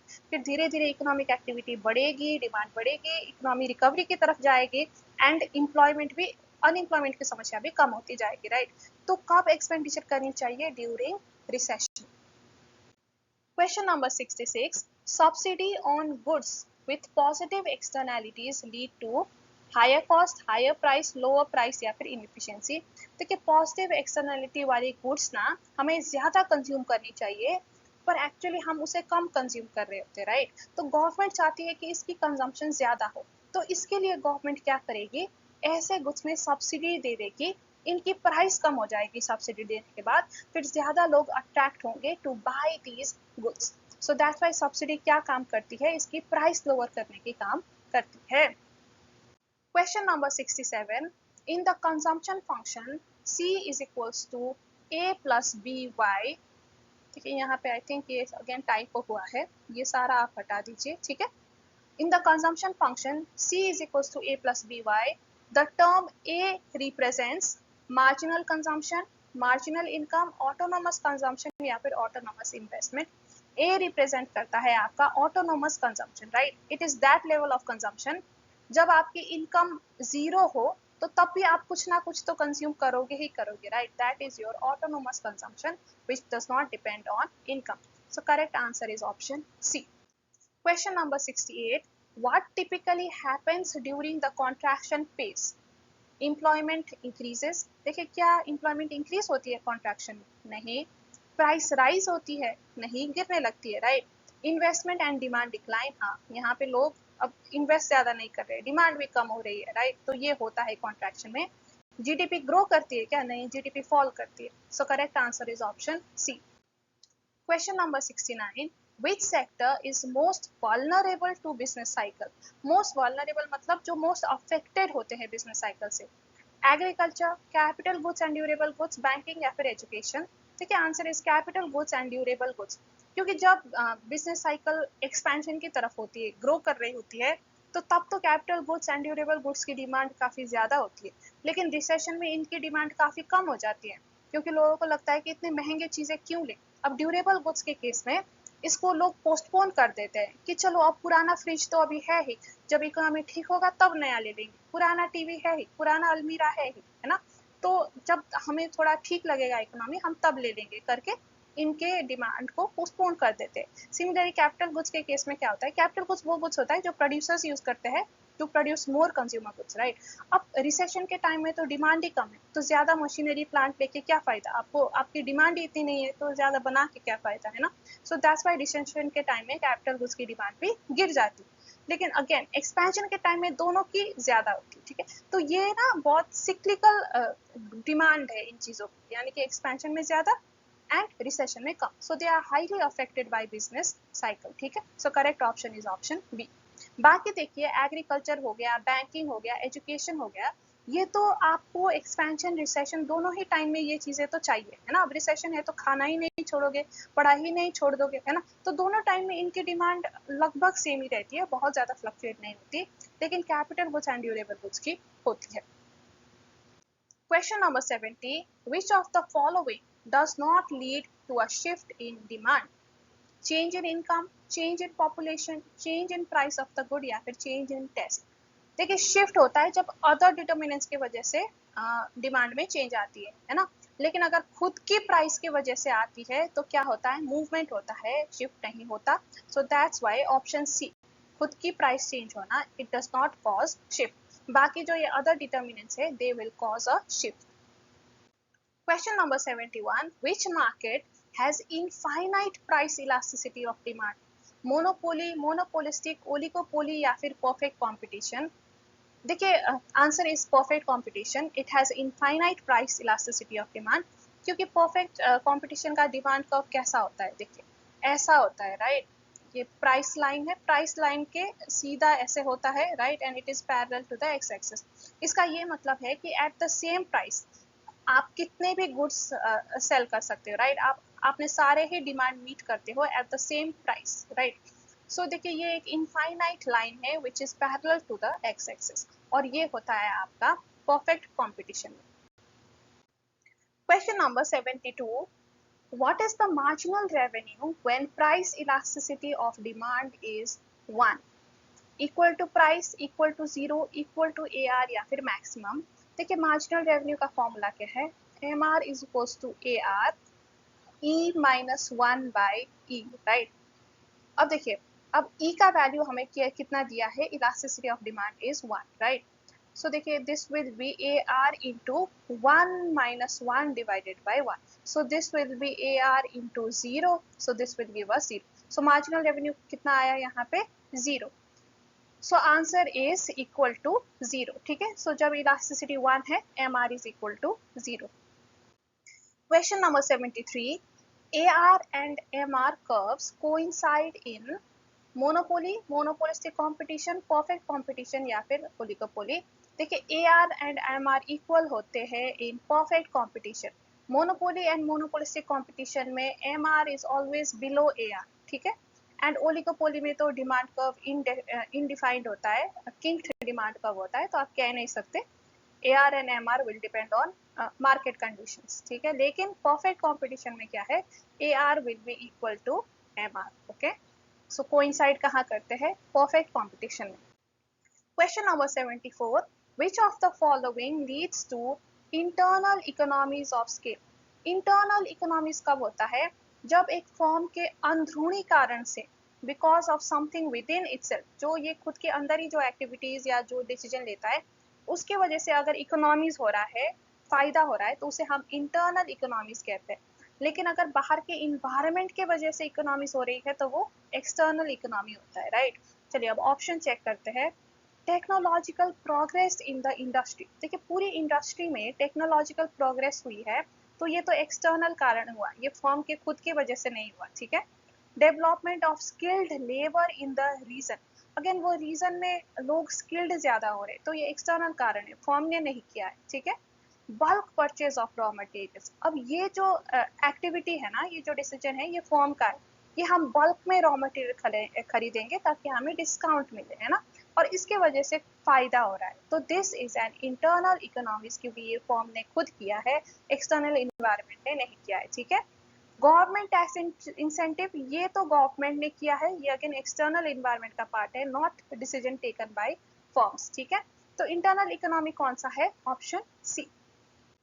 Question number 75, which is an example of a sunk cost. Sunk cost होता है वो कॉस्ट जो हम ऑलरेडी लगा चुके हैं एंड अब हम इसे रिकवर नहीं कर सकते, ठीक है। So is it cost of raw material, cost of hiring temporary workers, advertising expenditure already incurred, या फिर salaries to be paid? Answer is advertising expenditure already incurred, ये हम इंकर कर चुके हैं एंड अब ये वापस नहीं आ सकता, ठीक है। So this is a sunk cost. Question number 76. Identify the items which is not a factor payment. तो इनमें से कौन सा फैक्टर पेमेंट नहीं है? A, free uniform to defence personal. देखिए, डिफेंस पर्सनल गवर्नमेंट के एम्प्लॉइज है, राइट। ये अपना सर्विस देते हैं गवर्नमेंट को, देश को, एंड इसके बदले में इनको कुछ मॉनिटरी रिवॉर्ड्स मिलते हैं, कुछ इनको पर्क्स मिलते हैं, है ना, जो नॉन मॉनिटरी होते हैं, राइट। अब फ्री यूनिफॉर्म ऐसा एक पर्क है जो इनको मिला है because of the service they provide. तो ये सर्विस के बदले में it is a kind of payment only, non monetary payment है। सो इसको हम फैक्टर पेमेंट ही कहेंगे, क्योंकि यहाँ पे फैक्टर ऑफ प्रोडक्शन क्या यूज हो रहा है? लेबर। ये जो डिफेंस पर्सनल है ये अपना सर्विस दे रहे हैं, अपना लेबर प्रोवाइड कर रहे हैं, तो इसके बदले में they are getting free uniform, ठीक है। So this is a factor payment. Salaries to member of parliament, again member of parliament अपना सर्विस दे रहे हैं, राइट, और उसके बदले में उनको सैलरीज मिल रही है, तो लेबर के बदले में इनको पैसा मिलता है, सैलरी मिलता है, they are providing their labour, right. तो ये भी अगेन एक फैक्टर पेमेंट है। Imputed rent of owner occupied building, देखिए ओनर खुद उस बिल्डिंग में रह रहा है, तो बेसिकली रेंट तो नहीं आ रहा, राइट, लेकिन अगर रेंट होता, अगर ये खुद नहीं रह रहे होते तो कितना रेंट आता, उसे हम इम्प्यूटेड रेंट कहते हैं। देखिए इम्प्यूटेड रेंट भी ना अगेन इट इज ये कैपिटल के बदले में आया है, ठीक है। जो ये ओनर का बिल्डिंग है ये उसका कैपिटल है, ठीक है, एंड कैपिटल के बदले में उसे क्या मिल रहा है? इम्प्यूटेड रेंट का बेनिफिट मिल रहा है। So this is also a payment against a factor, the factor is capital, land and building, ठीक है। Option D, scholarship given to scheduled caste students. अब देखिए शेड्यूल कास्ट स्टूडेंट्स यानी कि थोड़े पिछड़े कास्ट के स्टूडेंट्स है, राइट। अब इनको गवर्नमेंट फ्री में स्कॉलरशिप दे रहा है, इनसे कुछ मांग नहीं रहा इसके बदले में, ठीक है। तो ये फैक्टर पेमेंट नहीं है, ये ट्रांसफर पेमेंट है, where government is providing certain benefits free of cost. तो this is not a factor payment. So correct option होगा option D. Question number 77. Demand for final consumption arise in household sector only, government sector only, both household and government sector, neither household nor government sector. देखिए final consumption यानी कि final goods and services का consumption क्या सिर्फ household करते हैं? क्या government नहीं करते? गवर्नमेंट भी करते हैं भाई, गवर्नमेंट को भी खाना चाहिए, राइट, कपड़ा चाहिए, मकान चाहिए, तो हर चीज तो चाहिए ना। तो फाइनल गुड्स एंड सर्विसेज तो हाउस होल्ड गवर्नमेंट दोनों को ही चाहिए, सो दोनों ही डिमांड करते हैं। So correct option is C. Question number 78. The effect of increased CRR will be reduced or nullified if, देखिए पहले तो इंक्रीज सीआरआर, सीआरआर इंक्रीज करने की वजह से क्या होगा एक बार हम वो देख लेते हैं। सीआरआर बेसिकली रिजर्व्स है जो आरबीआई के पास मेंटेन करनी होती है, राइट। अब अगर आरबीआई इसे इंक्रीज कर रहा है तो यानी कि बैंक्स के पास कम पैसा होगा बाहर लेंड करने के लिए, राइट, एंड इकोनॉमी की जो मनी सप्लाई है वो क्या होगी? डिक्रीज होगी। अब इसको नलीफाई कैसे करें? Option A, bank rate reduce करके। देखिए अब जब बैंक रेट रिड्यूस होगा तो क्या होगा? Banks can borrow from RBI more money, banks can borrow, right, क्योंकि इंटरेस्ट रेट जो है वो कम है, तो बैंक के पास अब ज्यादा यहाँ पे मनी है तो वो ज्यादा लेंड कर पाएगा and money supply will increase. तो देखिए ये डिक्रीज मनी सप्लाई का थोड़ा बहुत इम्पैक्ट जो है यहाँ पे नलिफाई या रिड्यूस हो सकता है, ठीक है। सो ये तो एक करेक्ट ऑप्शन है, लेकिन बाकी ऑप्शंस भी देख लेते हैं। Securities are sold in the open market, देखिए अगर हम ओपन मार्केट में सिक्योरिटीज बेचेंगे, मतलब आरबीआई बेचेगा, तो ओपन मार्केट से आरबीआई क्या करेगा? मनी सक इन कर रहा है, मनी को अंदर ले रहा है, ठीक है। तो इससे तो क्या होगा? मनी सप्लाई और डिक्रीज होगी, सो दिस वॉन्ट हेल्प, ठीक है। सिमिलरली अगर SLR हम इंक्रीज करेंगे तो अगेन बैंक को रिजर्व ज़्यादा रखना पड़ेगा, मनी वो कम लेंड कर पाएगा, so money supply will decrease further. People do not borrow from non banking institutions. देखिए इससे बैंक को ज़्यादा अफेक्ट नहीं होता है, वो इंडिविजुअल लोगों का डिसीजन है कि वो कहाँ से बोरो करे कहाँ से ना करे, ठीक है। सो ये इरेलेवेंट है, ठीक है। तो यहाँ पे करेक्ट ऑप्शन कौन सा है, which will help nullify, only option A will help nullify, क्योंकि सिर्फ ऑप्शन ए ही क्या कर रहा है, मनी सप्लाई को इंक्रीज करने का काम कर रहा है। Question number 79, broad money refers to M1, M2, M3 या फिर M4। देखिए M3 को हम ब्रॉड मनी कहते हैं क्योंकि इंटरनेशनली इसी को ही ब्रॉड मनी माना जाता है। हालांकि इंडिया में M4 भी चलता है और M4 ज़्यादा ब्रॉड है M3 से, लेकिन बहुत सारे दुनिया में ऐसे कंट्रीज है जैसे कि USA जो M4 को कंसिडर ही नहीं करते, M4 काउंट नहीं होता, सिर्फ M1, M2, M3 ही काउंट होता है।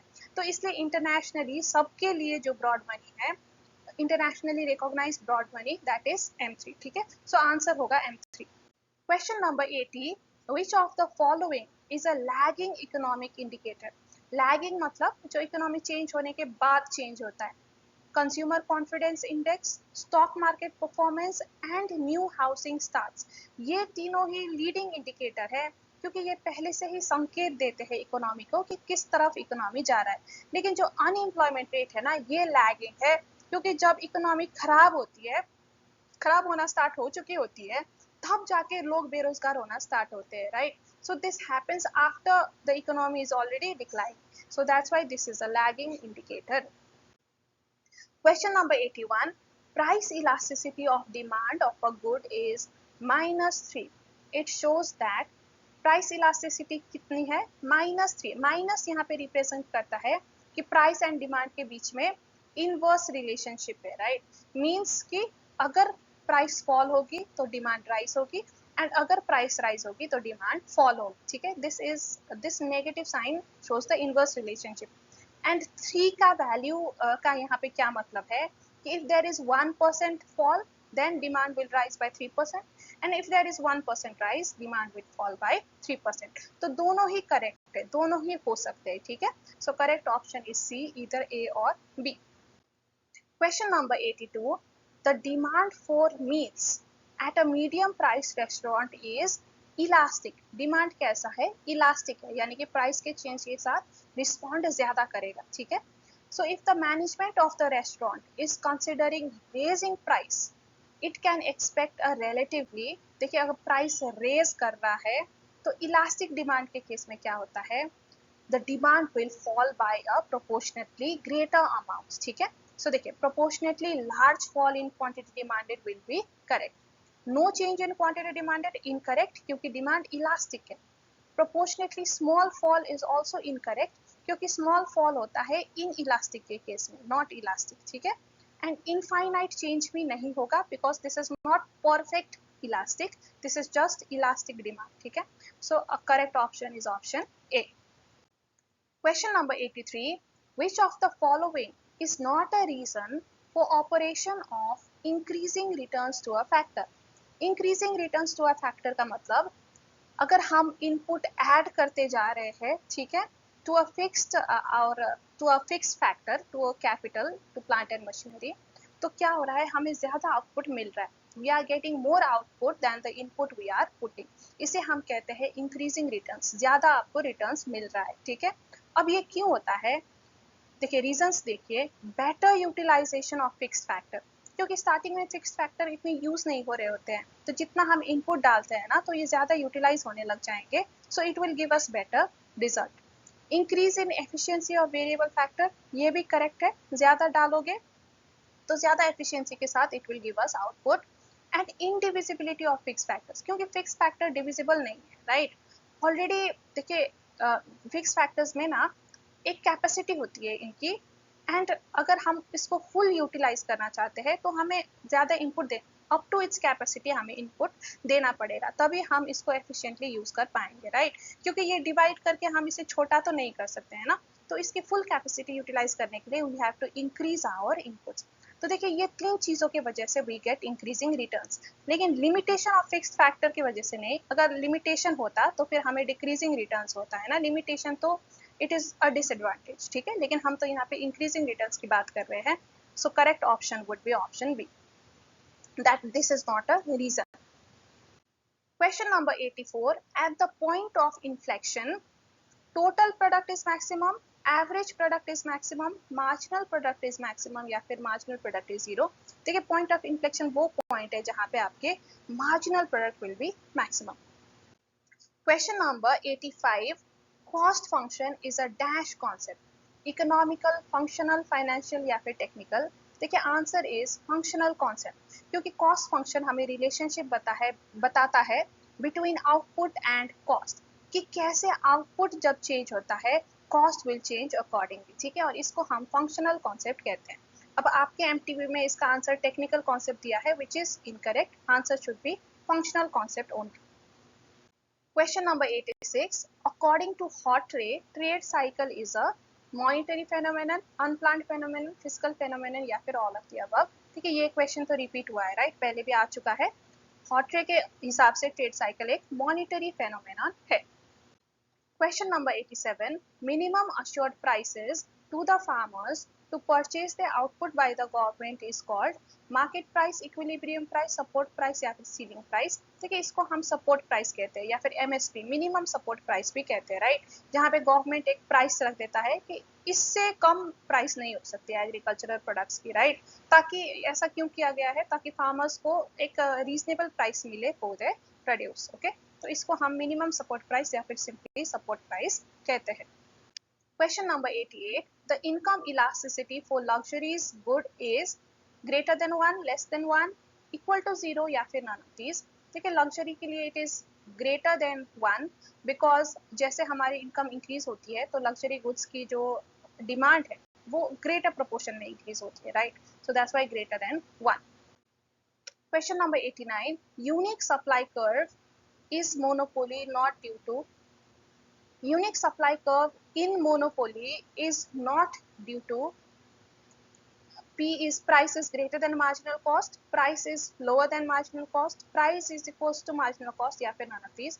ठीक है, ये क्वेश्चन की फ्रेमिंग थोड़ी सी अजीब है, बट ये क्वेश्चन क्या कहना चाह रहा है कि यूनिक सप्लाई कर्व मोनोपोली में नहीं होता, यूनिक सप्लाई कर्व होता है परफेक्ट कंपटीशन में, जहाँ पे जो मार्जिनल कॉस्ट कर्व है it acts as your supply curve in the short run, right. तो ये एक यूनिक फेनोमेनॉन है परफेक्ट कंपटीशन का, और ये यहाँ पे इसलिए ऐसा क्यों होता है, why does it get a unique supply curve, क्योंकि परफेक्ट कंपटीशन में ना marginal cost will be equal to price will be equal to MR, ये होता है, राइट। तो जहाँ जहाँ पे मार्जिनल कॉस्ट प्राइस लाइन को कट करती है it will give us the quantity supplied and वही हमारा सप्लाई कर्व रहेगा। लेकिन मोनोपोली में ऐसा कुछ नहीं होता, मोनोपोली में जो प्राइस है ना ये यूजुअली जो मोनोपोलिस्ट है वो तय करते हैं greater than the marginal cost, जितना कॉस्ट लग रहा है उससे ज्यादा ही प्राइस रखेंगे, है ना, क्योंकि यहाँ पे सुपर नॉर्मल प्रॉफिट इनको कमाना है। तो इसकी वजह से यहाँ पे कोई यूनिक सप्लाई कर्व हमें नहीं मिलता जैसे कि हमें परफेक्ट कंपटीशन में मिलता है, ठीक है। So correct answer is A कि मोनोपोली में price is greater than marginal cost, so that's why there is no unique supply curve. Question number 90. Which of the following involve a trade off? मतलब अगर trade off का मतलब कि अगर आप एक चीज कर रहे हो तो you have to give up other things, ठीक है। तो चलिए एग्जांपल देखते हैं, टेकिंग अ नैप। देखिए जब आप नैप ले रहे हो तो उस टाइम पे आप और कुछ नहीं कर सकते, राइट। अगर आप नैप नहीं लेते तो शायद आप पढ़ सकते थे, घूमने जा सकते थे, लेकिन नैप लेने की वजह से वो नहीं कर पा रहे। सो this is a trade off, एक चीज के लिए आपको दूसरी चीज सैक्रिफाइस करनी पड़ेगी, नैप लेने के लिए आपको वो वक्त सैक्रिफाइस करना पड़ेगा जो आप किसी और चीज में लगा सकते थे। Going to university, this is also trade off, क्योंकि अगर आप कॉलेज नहीं जाते तो मे बी आप कहीं पे नौकरी पे लग सकते थे, कुछ कमा सकते थे, कुछ और कर सकते थे। So again this is a trade off. Watching a football game on Saturday afternoon, again Saturday afternoon आपने डिसाइड किया फुटबॉल देखूंगा, अब वो टाइम अगर आप कहीं और लगाते कुछ और चीज कर सकते थे, right. So everything is a trade off, ठीक है। सो all of these is a trade off, so correct answer is D. Question number 91. The pure monopolist in the long run can make pure profit due to high selling price, advertising, low LAC cost या फिर blocked entry. देखिए monopolist long run में भी pure profit कमाता है, super normal profit कमाता है because of blocked entry, क्योंकि कोई और एंटर नहीं कर सकता मार्केट में, राइट, वो एक सिंगल प्लेयर है, तो इस वजह से उसके पास एक मोनोपोली रहती है कि वो हाई प्राइस चार्ज कर सकता है and it can keep on making super normal profit. अगर कोई और एंटर होता तो कंपटीशन होता, फिर प्राइस लोअर करना पड़ता, तो शायद ये सुपर नॉर्मल प्रॉफिट नहीं बना पाता, लेकिन बिकॉज ऑफ ब्लॉक्ड एंट्री ये बना पाता है। So correct answer is option D. अब यहाँ पे एमटीपी में आंसर दिया है option C which is incorrect, क्योंकि देखिए मोनोपोलिस्ट के केस में ना आपका जो long run average cost curve है वो बहुत कम नहीं होता, आप लोएस्ट पॉइंट में नहीं बनाते, राइट। यहाँ पे एक्सेस कैपेसिटी ऑलरेडी रहता है मोनोपोली में, in the long run also there exist excess capacity, क्योंकि लोएस्ट कॉस्ट में बनाने को आपको जरूरत ही नहीं है ना। आपको क्या जरूरत है कि you keep your price higher than your cost, फिर आपको प्रॉफिट होगा। इट इज नॉट नेसेसरी कि आप मिनिमम कॉस्ट में बनाओ, क्योंकि कोई कंपटीशन तो है ही नहीं ना यहाँ पे, ठीक है।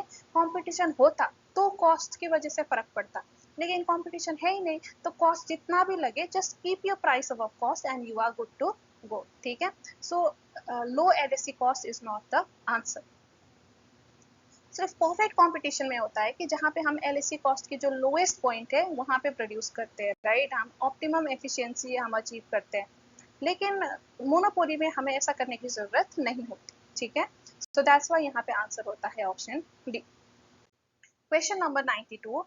If the quantity demanded of mutton increases by 5% when the price of chicken increases by 20%, the cross elasticity of demand between mutton and chicken is, देखिए डिमांड, मटन की डिमांड कितने से इंक्रीज हो रही है, 5% से, राइट, एंड चिकन की price कितने से इंक्रीज हो रही है, 20% से, तो क्रॉस इलास्टिसिटी यहाँ पे कितना हुआ, 0.25, एंड क्योंकि दोनों ही इंक्रीज हो रहे हैं, सेम डायरेक्शन है, so answer will be positive 0.25, so correct answer would be option B. Question number 93. The supply function is given as Q is equals to minus 100 plus 10p. Find the elasticity using point method when the price is rupees 15.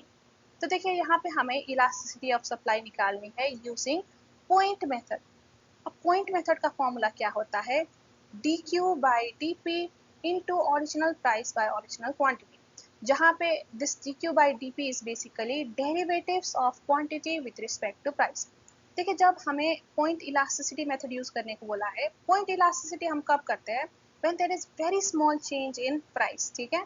तो small change को major करने के लिए we use derivatives, ठीक, instead of using the normal elasticity या arc elasticity formula, हम derivatives का formula use करते हैं व्हाइल कैलकुलेटिंग इन पॉइंट मेथड, ठीक है। तो देखिए अब हमें यहाँ पे क्या चाहिए, हमें D Q by D P तो चाहिए, उसके अलावा price and quantity, original price and quantity चाहिए। अब देखिए प्राइस तो हमें यहाँ पे दिया हुआ है, प्राइस इज ₹15, क्वांटिटी हम निकाल सकते हैं यूजिंग दिस फंक्शन, ठीक है। सो क्वांटिटी कितना होगा, -100 प्लस 10 इंटू पी, तो पी की जगह हम पी की वैल्यू डाल दें 15, ठीक है। So this is -100 plus 150, so this is 50, तो पी एंड क्यू निकल गया। अब चलिए अब D Q by D P निकालते हैं, D Q by D P, so this will be equal to D, अब क्यू की जगह हम क्या करेंगे, क्यू की ये फंक्शन डालेंगे, ठीक है। So D -100 plus 10p divided by D P. अब ये सॉल्व करने के लिए ना आपको थोड़ा सा डेरिवेटिव्स का फॉर्मूला पता होना जरूरी होता है। तो देखिए अब इसको कैसे सॉल्व करेंगे, 100 को बाहर लेके आएंगे, ठीक है। सो -100 D by D P plus D 10p by D P, हमने बस सेपरेट कर दिया इसे। अब देखिए कोई भी एक नंबर, होल नंबर जो होता है उसका डेरिवेटिव्स ना हमेशा 0 होता है, ठीक है।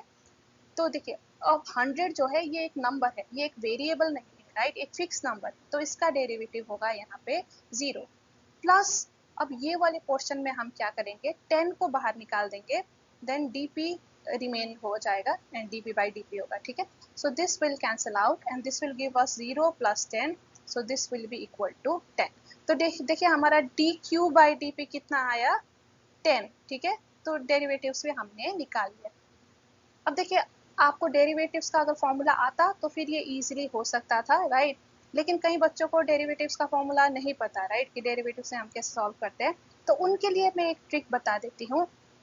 आपका D Q by D P हमेशा कितना निकलेगा पता है? जो ये वाली क्वांटिटी होती है ना, पी के साथ जो वेरिएबल होता है ना, वही हमेशा निकलता है, ठीक है। तो इस तरह से आप शॉर्टकट से भी कर सकते हो। ओके, तो चलिए अब इलास्टिसिटी ऑफ सप्लाई की फॉर्मूला डाल लेते हैं। E S is equals to D Q by D P into P by Q, right. D Q by D P हमारा कितना निकला था? 10 इंटू प्राइस 50 एंड क्वांटिटी हमने कितनी निकाली थी? 50, राइट। सो 10 5 जा 50, 5 3 जा 50। सो आंसर हमारा कितना आया? 3। So correct option is option B. Question number 94, the cobweb theory was propounded by dash, Hawtrey, Adam Smith, Nicholas Kaldor या फिर नन ऑफ दीज। देखिए कॉबवेब थ्योरी निकोलस काल्डोर की थ्योरी है। So correct answer is option C. Question number 95. Find nominal GDP if real GDP is 450 and price index is 120. Okay, तो देखिए अब nominal GDP हम कैसे निकालेंगे? नॉर्मल जीडीपी नहीं, बेसिकली ये नॉमिनल जीडीपी है, ठीक है। ओके, सो देखिए प्राइस इंडेक्स का फॉर्मूला क्या होता है? Nominal GDP divided by real GDP into 100, ठीक है। अब प्राइस इंडेक्स दिया है 120 is equals to nominal GDP हमें निकालनी है, रियल जीडीपी हमें दिया हुआ है 450 इंटू 100। तो अब हमें बस n की वैल्यू यहाँ पे निकालनी। तो हम कैसे करेंगे? n इज इक्वल्स टू सबको यहाँ पे हम लेफ्ट हैंड साइड पे लेके आएंगे, ठीक है। सो 120 इंटू 450 डिवाइडेड बाय 100 होगा, 0 0 0 0 will cancel out. So nominal GDP हमारा कितना हुआ? 12 into 45। So this will give us 540 would be your answer, ठीक है। सो करेक्ट आंसर है यहाँ पे ए 540। Okay, so question number 96, suppose the consumption of an economy is given by C is equals to 20 plus 0.6 y and investment I is equals to 10 plus 0.2 y. What will be the equilibrium level of national income? देखिए consumption दिया हुआ है, investment दिया हुआ है, तो equilibrium income कितना होगा? कंजम्पशन प्लस इन्वेस्टमेंट, ठीक है। और y is equals to c की जगह c की वैल्यू डाल देते हैं 20 प्लस 0.6y प्लस i की जगह i की वैल्यू डाल देते हैं 10 प्लस 0.2y और y is equals to 20 plus 10 को ऐड कर दो 30 प्लस 0.6y और 0.2y ऐड कर दो 0.8y और y minus 0.8y is equals to 30 और 0.2y is equals to 30 or y is equals to 30 divided by 0.2. So this will give us the answer 150, right? So equilibrium level of income कितना आया? A 150. Question number 97.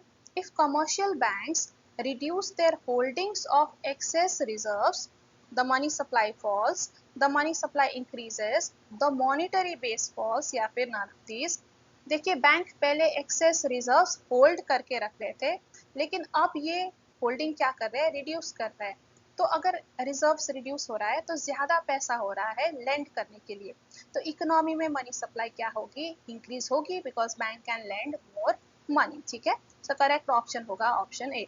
तो fall तो नहीं होगा and monetary base तो देखिए commercial bank के हाथ में नहीं होता, मॉनिटरी बेस तो सिर्फ आरबीआई के हाथ में होता है। So this will also be incorrect. So correct option is option B. Question number 98. Non-tariff barriers (NTBs) include all of the following except। कौन सा नॉन टैरिफ बैरियर नहीं है, यानी कि कौन सा टैरिफ बैरियर है वो हमें देखना है, ठीक है। तो इंपोर्ट कोटा क्या है? It is a non tariff barrier. Technical standard of products, again यहाँ पे कोई टैरिफ नहीं है, सो it is a non tariff barrier. अब टैरिफ खुद क्या है? टैरिफ खुद तो एक टैरिफ बैरियर ही है, right. So this is a tariff barrier and none of these, तो ये अलग हो गया, ठीक है। तो which of these is a tariff barrier? कौन सा है? बहुत ऑब्वियस है, ऑप्शन सी है, टैरिफ ही दिया हुआ है ऑप्शन सी में। So obviously this is a tariff barrier, so it is not a non tariff barrier. So correct answer is option C. अब अगेन यहाँ पे शायद इंस्टीट्यूट ने एमटीबी में गलत आंसर दिया है, कुछ और आंसर बताया है, लेकिन करेक्ट आंसर यहाँ पे ऑप्शन सी ही होगा, ठीक है। Question number 99. Pure oligopoly is based on the dash products. Differentiated, homogeneous, unrelated या फिर none of these. देखिए प्योर ओलिगोपोली में क्या होता है, होमोजीनियस यानी कि आइडेंटिकल सेम प्रोडक्ट्स होते हैं, ठीक है. So correct answer is option B. Now the last question, question number 100. Under equation C is equals to A plus BY, B is equals to 0.8, what is the value of two sector expenditure multiplier? देखिए B हमें दिया हुआ है, B क्या represent करता है, marginal propensity to consume, right, and it is 0.8. अब हमें एक्सपेंडिचर मल्टीप्लायर K निकालना है. तो K का वैल्यू क्या है, देखिए K के फॉर्मूला क्या है, K is equals to 1 divided by 1 minus MPC. So this will be 1 divided by 1 minus 0.8. So 1 divided by 0.2. This will give us 5. So expenditure multiplier हमारा कितना है, 5. So option B is the correct answer. Now before you go, I'd like to announce कि मैंने अपने website में अपने business economics test series को launch किया है. वेबसाइट है cascinderellaclasses.in और यहाँ पे आपको ये टेस्ट सीरीज मिल जाएगी. इसमें आपको चैप्टर वाइज टेस्ट मिलेंगे फॉर ऑल चैप्टर्स और इसमें कई सारे MCQs है, like all together 1700 plus MCQs है, जिसमें आपके PYQs, MTPs, RTPs ये सारे क्वेश्चंस इंक्लूडेड है विथ आंसर विथ एक्सप्लेनेशन. देखिए आपको तो पता है MTP में कई बार गलत आंसर क्यों दिया जाता है, जैसे कि ये MTP में भी कई बार गलत आंसर क्यों सामने देखा है ना. तो मेरे टेस्ट सीरीज से आपको ये फायदा होगा कि आपको करेक्ट आंसर पढ़ने को मिलेगा विथ एक्सप्लेनेशन ऑल्सो, तो आप कंफ्यूज नहीं होंगे. सिमिलरली जो क्वेश्चन की आपको एक्सप्लेनेशन नहीं पता है वो भी आपको ये टेस्ट सीरीज में मिल जाएगी. तो आपकी जो प्रिपरेशन है वो तेजी से आगे बढ़ेगी क्योंकि आपको इधर उधर नहीं भटकना पड़ेगा फॉर एक्सप्लेनेशन. एंड आपको मैं भी मिलूंगी as your mentor, as your guide. आपको जो भी डाउट होगा इकोनॉमिक्स में हम सॉल्व करेंगे. आपको एक व्हाट्सएप ग्रुप में डाला जाएगा जहाँ पे आप 24/7 अपने डाउट्स पूछ सकते हो. आपको मेरे नंबर का भी एक्सेस मिल जाएगा एंड आप मुझे कभी भी डाउट्स पूछ सकते हो, ठीक है. एंड ये सारा आपको मिल रहा है एट ओनली ₹250. तो ये बहुत ही नॉमिनल प्राइस है और इस टेस्ट सीरीज से आपको जो फायदा है वो बहुत, ये प्राइस से तो आपको 10 गुना ज़्यादा इसका बेनिफिट मिलने वाला है, ठीक है. तो एज ए रैशनल कंज्यूमर मैं कहती हूँ कि आपको ये टेस्ट सीरीज लेनी चाहिए क्योंकि जो आपका बेनिफिट है from this test series it is much higher than your cost, ठीक है. तो चलिए मिलते हैं फिर आपसे जल्दी ही. आई होप आप जल्दी ही हमारे ये टेस्ट सीरीज का पार्ट बनोगे एंड आप अपने इकोनॉमिक्स में with flying colours I hope you will pass your exam. So guys, with this we've come to the end of the video. I hope आपको MTP सीरीज 2 के questions भी सारे समझ आ गए होंगे. लेकिन अगर आपको अभी भी कोई क्वेश्चन में डाउट है, ठीक से समझ नहीं आया, तो आप कमेंट करके पूछ सकते हैं. I will try to clarify your doubt. और आप अगर मुझसे पर्सनली जुड़ना चाहते हैं तो आप मेरे टेलीग्राम चैनल भी ज्वाइन कर सकते हैं. CS सिंड्रेला क्लासेस करके ग्रुप है, टेलीग्राम में चैनल है, यहाँ पे ज्वाइन कर लीजिए. यहाँ पे भी मैं डाउट सॉल्विंग के लिए अवेलेबल रहती हूँ. और अगर आपको ये वीडियो पसंद आया है, हेल्पफुल लगी है, तो लाइक करिएगा, फ्रेंड्स के साथ भी शेयर करिएगा एंड चैनल को सब्सक्राइब करिएगा for more such informative videos. तो मिलते हैं आपसे जल्दी ही, तब तक के लिए bye bye and take care.